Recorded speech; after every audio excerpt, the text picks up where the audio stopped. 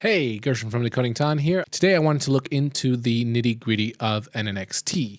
All right, here we are starting with our very basic test toy piano, which we need to, of course, put sounds into to actually have it play us back something. So we're going to show you quickly one more time how to do that in case you missed it from the last video. All right, so here are my notes. I'm going to take a sharp 4 and pop that into NNXT.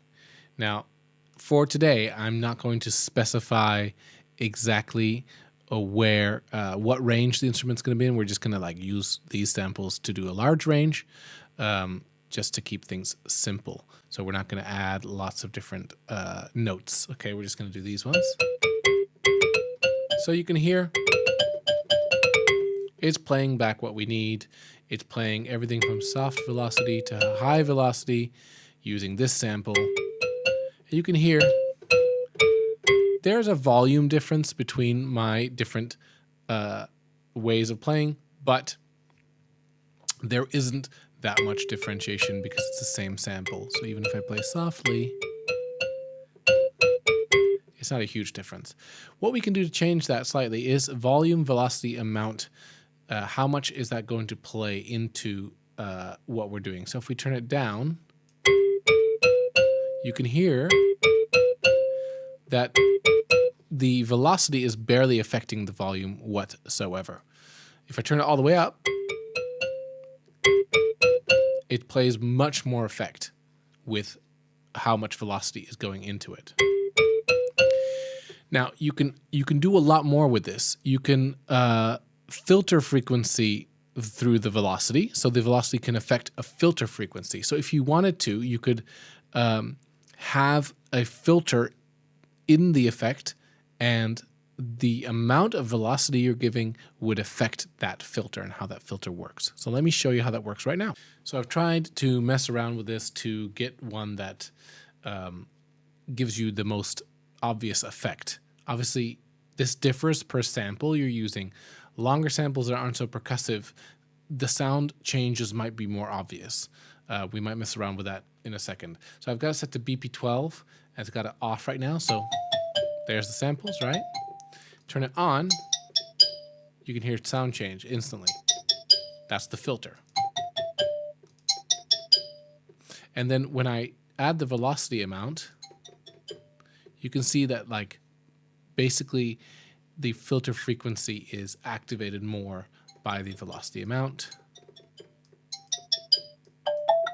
Less. Does that make sense? So that's how that one works. And you can mess with all these different modes of getting the sound. You can set the frequency, where it filters, the resonance, and the KBD track. Filter KBD track is basically based on which cent or key it's playing in, it will activate the filter or not. So I can just show you the difference. This is set to higher. You can hear that. So basically it activates the filter depending on where it's tracking it on the keyboard. So as you can see here, you can modulation envelope decay can be stuck to the velocity. The amp envelope attack can be dependent on the velocity, so that can change the way you're playing by if you have the envelope, the attack change depending on how hard or soft you play. That means you can play more expressively. For example, if you could set it to kind of attack slower when you're playing softly or faster when you're playing hard. So it allows for more expressive playing through synth, essentially. And then also you can set the sample start to the velocity amount. So if you have a sample that has differentiations in it and you want to highlight those through your playing, so if you play above a certain velocity, it plays a different part of the sample, you can do that too. So all this is just velocity related, so how hard and how soft you're playing. So that's pretty cool, right? But that's the cool thing about NNXT. That's just scratching the surface. There is so many ways you can modulate the sound. Over here, you see the modulation area. Now, this basically you can say how much each of these modulation elements will play into your instrument. I've not dug around this a lot yet, but here's how I've understood it. Up here you have W, which is the mod wheel, which most keyboards have. And here you can have an external control, another MIDI CC. So you can put that in Aftertouch, in Expression, or in Breath.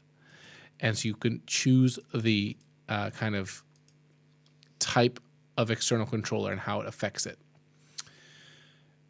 When you see these little toggle buttons, this is basically saying, is it the mod wheel or the external expression that is being used to control this modulation? Okay, so you have a filter frequency, okay, which we talked about just now. It's over here. Over here, you have the mod deck. That's for modulation for the decay of the amp, the mod envelope over here. So this mod envelope has attack, decay, sustain, and release. And so you can affect that using this modulation and set that to either, again, the mod wheel or something else like the breath or expression. Over here, we have the LFO 1 amount. LFO stands for low frequency oscillator. It's essentially a synth way of getting like vibrato or tremolo into your sound. So it's a way to kind of fake those things. When done overboard, it doesn't sound very realistic, but when done in moderation, it can add a nice bit of expression to the way you play. So again, you can control this with mod wheel or with something else, an external control. And particularly for that one, it could be interesting to use like breath control, where more breath control would activate the vibrato element of that sample. Over here, F-res refers to the filter resonance. This one over here. So you can have it attached to your expressions there. And here, this one refers to the level, and this one goes to LFO1 rate, which is over here, right? So you can change the rate. So all these are editable parameters, and you can say how much each of these is affected by the mod wheel or the external controller. So when you get really into this stuff, and if you have a love for mangling or changing the samples you have in different ways, this allows you a lot of different controls live. Even you could even use these things while using the mod wheel live if you want, if you're playing one-handed, or if you have an expression pedal, which I do, you could control that with your foot. So that's really cool that this modulation panel is able to be attached to either the mod wheel or the external control. Important to remember is it's up to your discretion how much you want or don't want to use these things. In my case, I often like my instruments to not be too complicated to use. I want anyone that downloads it to be able to kind of plug and play. And if they're a very advanced Reason user, I trust that they can set these things up themselves. But if they're a beginner, I want them to just be able to use my samples as is, and it sounds like usable to them or useful to them immediately. So I don't add a ton of these in. As I'm kind of getting better at NNXT, I find that I'm more and more interested in using them, and I'm starting to think about it more seriously, particularly about combining the mod wheel and some version of breath control for certain instruments that I'm thinking about doing in the future. But, you don't have to overcomplicate things. If you have good samples to begin with, you can already have something awesome even without using all these modulation features. I just did want to point out that they're there and that they are very useful, and at least talk about what each of them does, because seeing so many buttons can sometimes feel quite overwhelming. Okay, then over here we have a second low frequency oscillator that you can add to as well. And in a second, we're going to mess around with both of these. And then we have the mod envelope and the amp envelope, as well as a pitch changer if we want to do that as well. So all together, you have an extremely adaptable sample player. I think adaptable is a great word, where you can use it in many different ways. It's all built in. And on top of that, it's all very clearly laid out on this one panel. You don't have to click submenus or go to other places to find these things. All right, let's dig into these LFOs.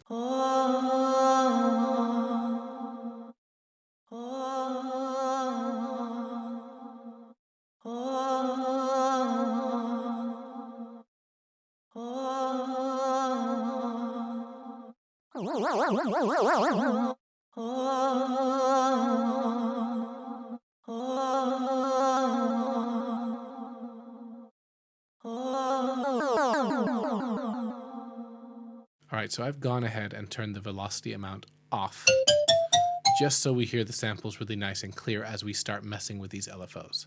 So there you go. By changing the pitch and the LFO down a time, you can see what happened to my sample. Another way you can do it is by delaying it. So we do hear my sample at the beginning. You can also filter.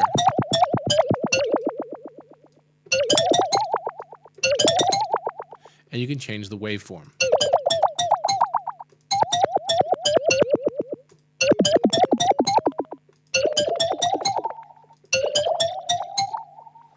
And you can change the rate.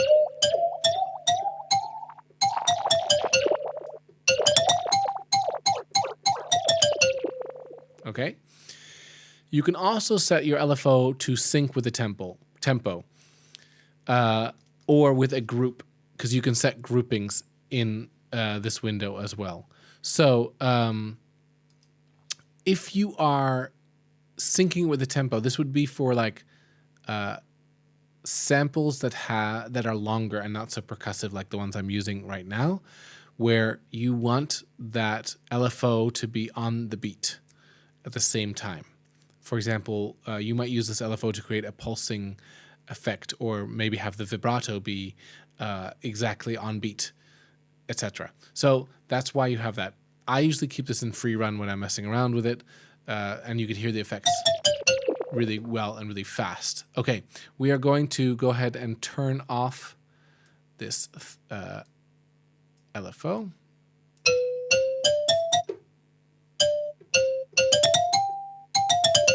Okay, so this LFO is now really not doing much anymore, and we're going to try LFO 2.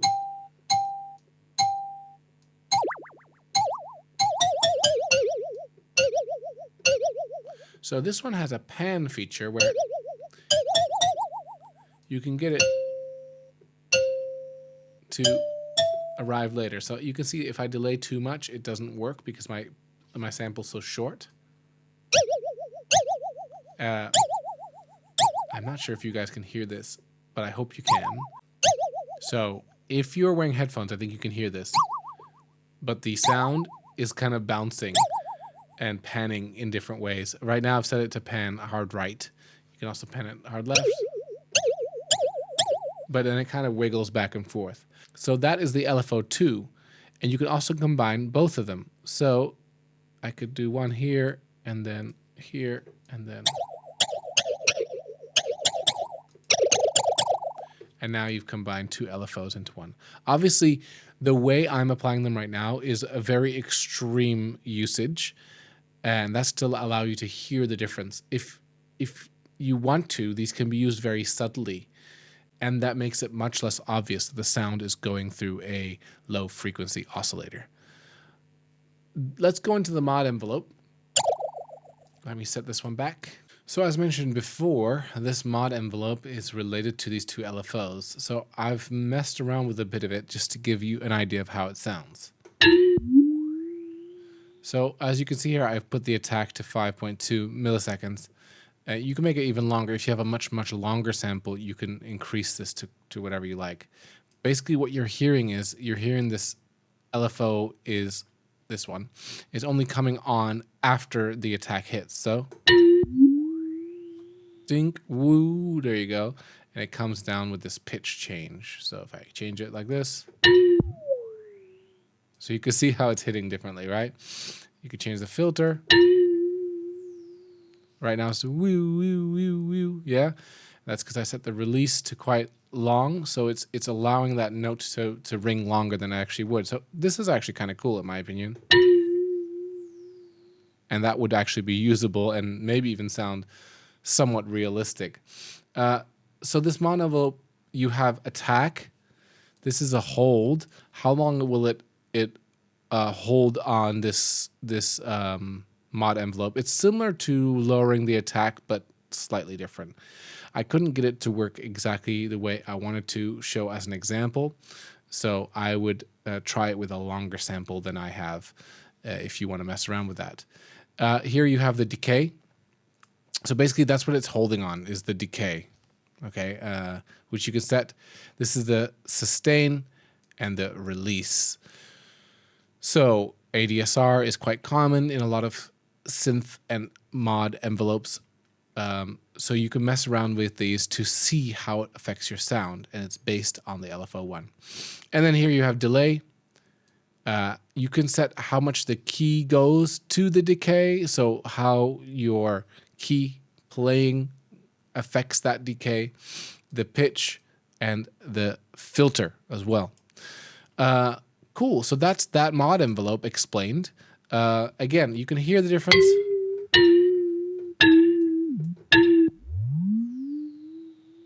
You can hear that difference, how it changes, and messing around with it is quite fun. And obviously practical uses is up to you how you want to go about it, but it's a pretty cool way to sound design your instrument and change it slightly. Okay, so over here now I've changed my sound to just be the normal notes on the piano. I'm going to show you guys this pitch over here. This is the pitch bend range. So when you bend your pitch, you can actually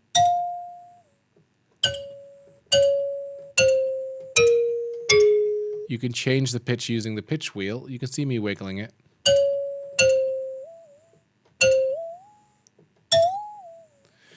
For this short sample, it's quite hard to hear this pitch change. I'm going to see if no, changing the release doesn't help that much on this amp envelope.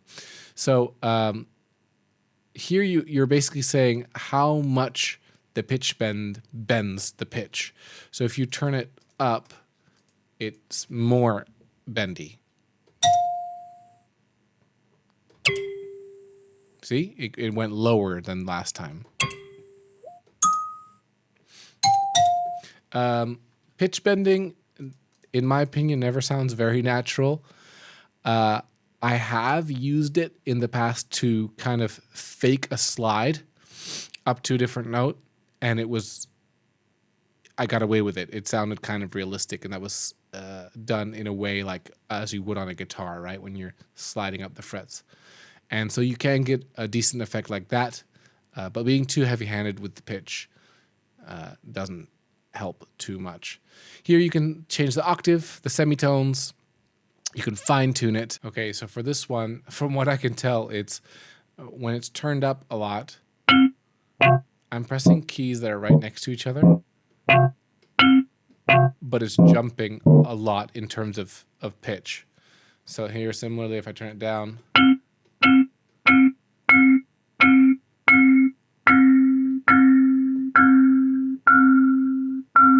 it's doing some sort of a pitch change here on the end of the note.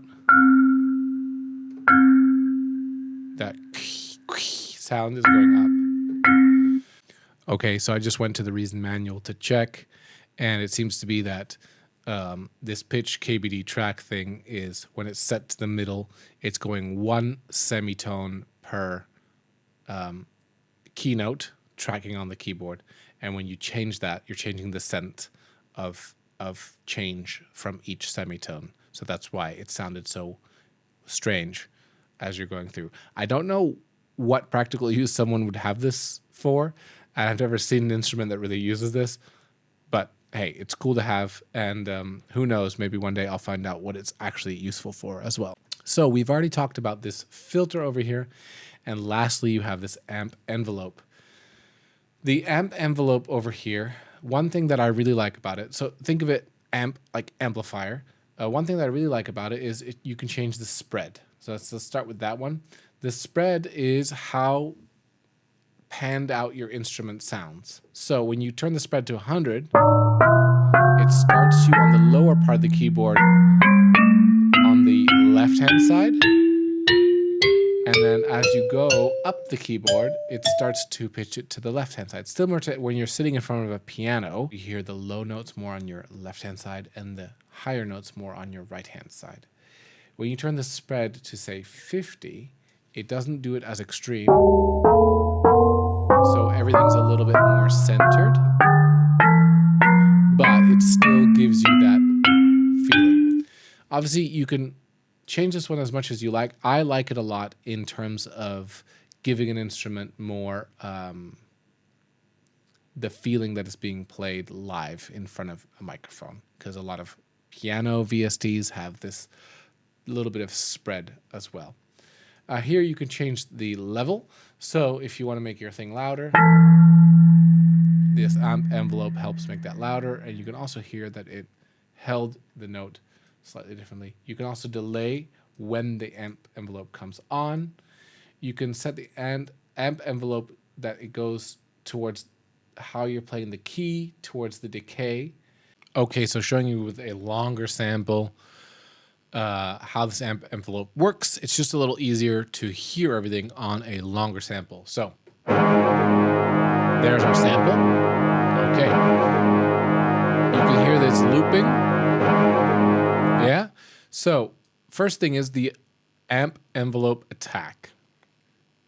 So it's basically deciding how long of a fade in kind of you get, how it attacks the sound. So when it's all the way down, you press the button, the sound comes on. You put this up, can go a little more. There you go. So that was a 0.06 second fade in. Okay. You can go more.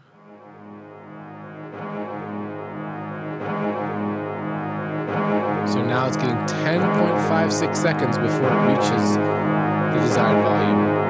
Yeah? So that's how attack works. All right. So we've talked about the attack. I'm going to be honest that this envelope hold, I cannot figure out exactly how it works. And I cannot hear a clear difference when I'm turning it on or off. So if some of you know exactly how this one works, let me know. Over here we have the decay. Okay, so the decay is best simply explained by saying, okay, if the sound hits, how does it taper downwards? Okay, so if I put this decay to nothing, and the sustain to 0 decibels. So it's playing the sound, the same volume every time, okay? If I turn the decay up, let's say to about 3.5 seconds, and then I turn the sustain down, it is going to start to get softer as time goes on.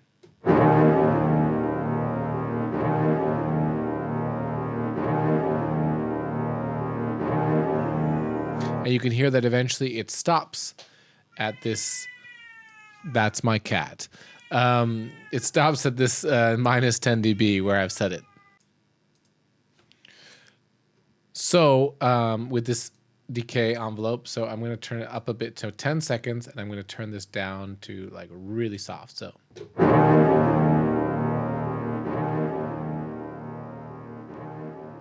And it's taking that time to go softer and softer. If I make that decay longer, now it's slowly getting softer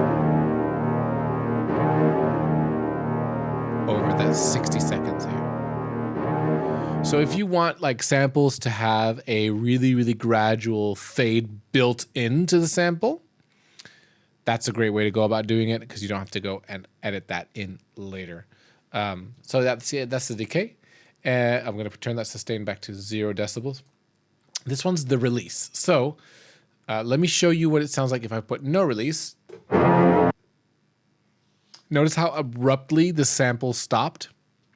So if you change this to be higher, it stops the sample and it releases it slowly. That's a great, the word release is actually perfect. So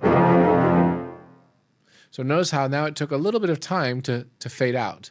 So if I make that longer, maybe 3 seconds. So I let go of the key and it still faded out a little bit.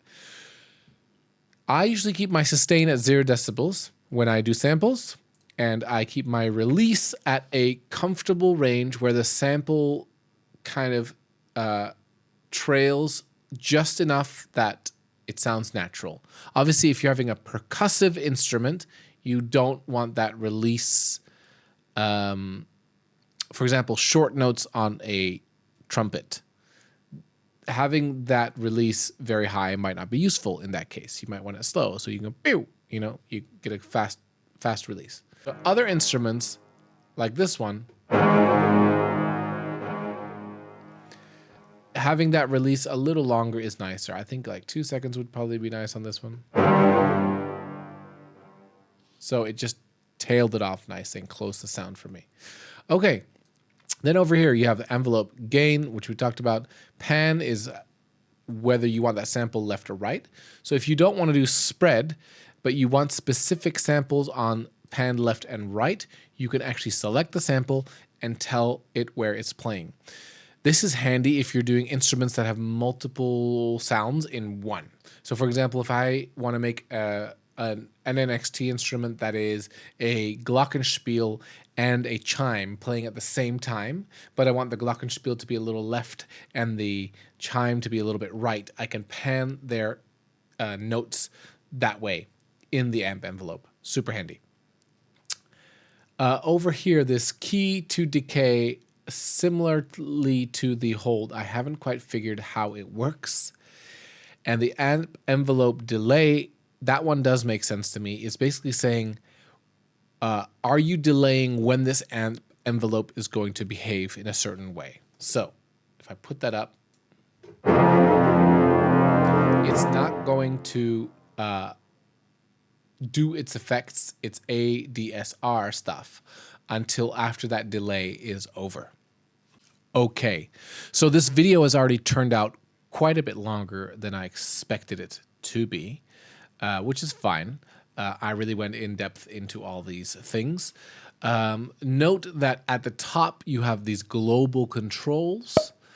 Those things you can kind of work on live while you can automate them while making your music. And so those ones are changeable as you play. But a lot of the little knobs that we looked at, they are kind of baked into your sample. So you set it once and then you don't edit it after that. So that's important to remember as you're designing your instrument and trying to get it to the right sound, is what things can be globally controlled, what things can be edited by the player or modulated with the modulation wheel, and what things are going to stay that way because I've programmed them to be that way. It is important to think about those things because you want your instrument to sound the way you want it to sound, and you want it to be useful to your user in the way you intended. So that's why you got to think about those things. Thank you for watching, and if you liked this video or found it useful, please be sure to subscribe. Maybe leave a comment if you have any other questions you'd like me to dig into. Thanks so much. Have a good night. Peace.